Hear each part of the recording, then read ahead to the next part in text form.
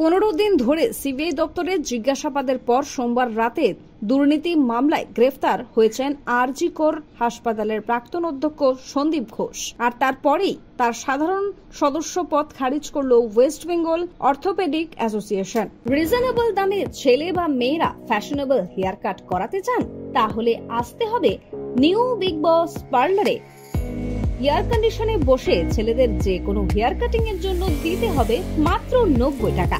সাথে মেয়েদের জন্য আছে হেয়ার কাট, পেডিকিউর, ডিটেইন, স্পা, কালার, স্ট্রেটনিং থেকে যে কোনো ধরনের হেয়ার কাটের জন্য বিশেষ অফার নিউ বিগ বস পার্লারে।